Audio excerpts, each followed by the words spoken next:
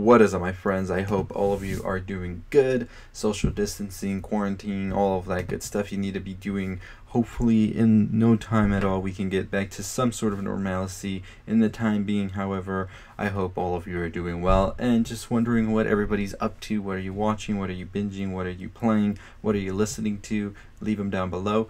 But let's talk about Defending Jacob, a show that I've been so much anticipating for quite some time since I heard about it at first, and I'm just gonna I can't even talk.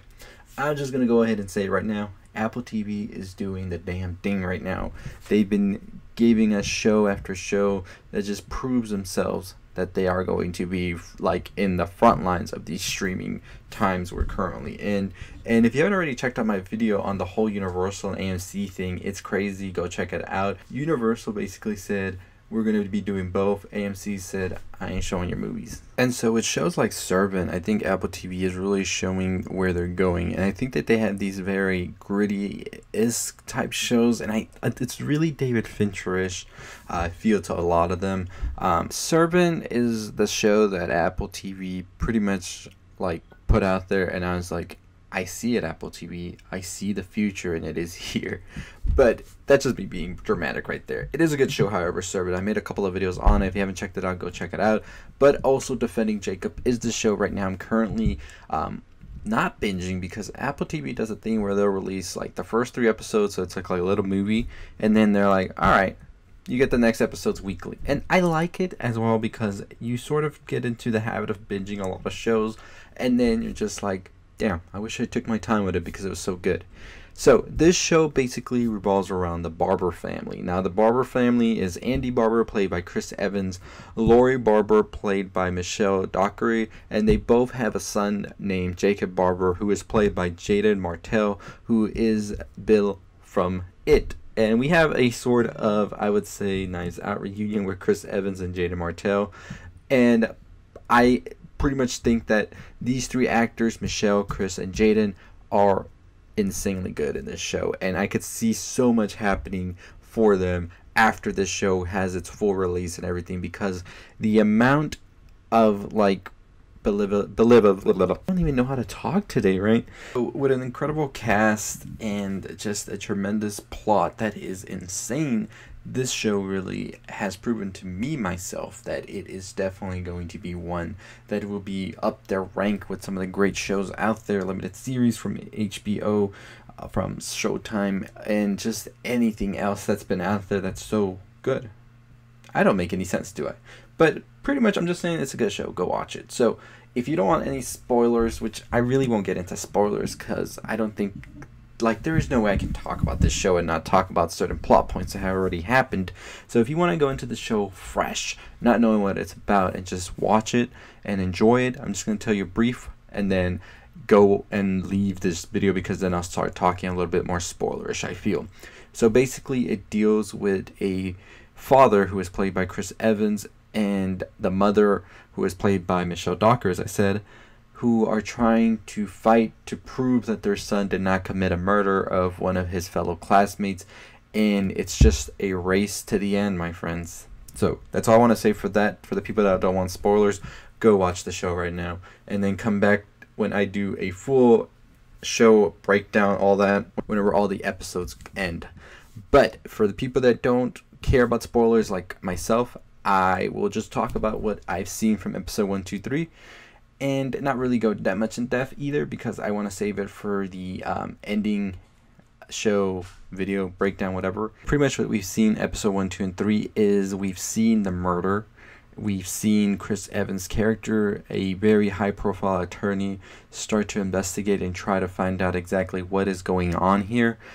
And we've seen his son Jacob be the presumptive culprit behind it. And it's just crazy how we saw this whole train wreck of a thing happen in these 3 episodes. If you've watched them, you know what I'm talking about, because we went from him having seemingly everything under control in his life, in his work, and then out of nowhere, just boom, boom, boom, boom, boom, it just starts all toppling like dominoes. Latest episode just leaves you wanting to know exactly how everything is going to play out. And there is like no doubt in my mind things are about to get crazier. So I'm not sure how exactly this is with the book itself and if it's sort of following the same formula. So no spoilers if you've already read the book for anybody who hasn't watched the show, but I highly do recommend the show. The cinematography in it is amazing. It's very, I would say, cold and bleak, and it's exactly what the show feels like for the most part. And I like that it's also taking place in a future setting as well as looking at the past and just placing it. There is a particular scene in episode 3 that is placed so well with past events, current events, and future events that I think it really went on to show how good you can meld these things together. The writing incredible as well because of the acting as well behind it. It just feels such believable scenarios. Doesn't feel out of the ordinary that this wouldn't happen in the way it happens, and the pacing as well for a show that took its time developing this. It doesn't feel like it took long at all. It just goes back to back to back to back, even with a lot of dialogue going on. It is just so much dynamic between each character that it doesn't feel like it wears and wears like some other shows do. Of course, no binging with this because it is going to be weekly. You can binge it once all the episodes are out, which should be by the end of May, I believe. And I highly do recommend it. I really do. If you like mystery, if you like those type of thrillers that just are sort of like slow burning and you're finding out more and more details as you go, and these details turn into twists and you're just wondering who done it, this is the show for you. So definitely go check it out. But that's it. That's my thoughts on the episode 1, 2, and 3. I'm excited to see what comes next. The newest episode will come out on Friday, so maybe I'll make a video on it depending on what happens. If not, I'll just wait till the whole show wraps up, or I could do it like Servant, where every other episode I'll do a video. So we'll see how that goes. But let me know your thoughts on Defending Jacob. If you've seen it, what are you liking about it, what are you not liking? I'd like to know that as well. And what are you watching currently as well under all the circumstances we're in? I like to know. I know many other people on the comments probably like to know, so make sure you comment that below. I'm looking forward to Hollywood Still by Ryan Murphy on Netflix. Even though it hasn't gotten the best reviews, I'm still holding on it because it just looks so good. And Ryan Murphy, he does some incredible stuff. And this new show kind of gives me those American Crime Story vibes, which I do enjoy that series by him a lot. So I'm just hoping it is good, but we're just going to have to wait and see exactly if it is or not. So let me know your thoughts on that and what are you most looking forward to. I've heard a lot of people tell me about Never Have I Ever. I'm going to try and check out that show, have a video out for you this weekend on that. But what do you think of the show so far? If you've been watching it, do you think Jacob actually did this, or do you have your suspicions? I had my suspicions. My suspicion is Derek had something to do with it. I might do a video before we get to the ending of that explaining my thoughts on why I think Derek is having more to do this. Not saying he's the one who did it, but might have some more insight of what is actually going on. And I'll make that video probably when we're at like episode 6 or 5, depending on what information we get. If Derek is proven in the show, I probably won't make the video, but if there is still some mystery shrouding it, I will make the video.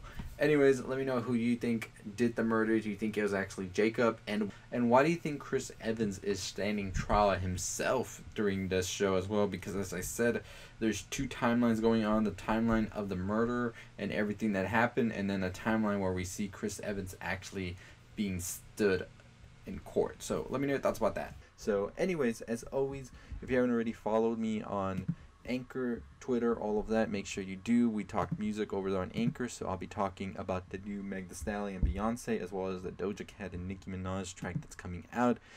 And Snoop Dogg apparently has a song coming out with Banda MS. More on that on Anchor, though. I'm not gonna put too much stuff on YouTube about that because I'll be putting out too many videos and I don't think a lot of people want to see those videos, and some people do, but those things are going to be over there on Anchor. So if you want to hear about the music stuff, go to Anchor, link below. Follow me on Twitter so you know when the videos drop and all that. And as always, if you haven't already subscribed to the channel, what are you waiting for?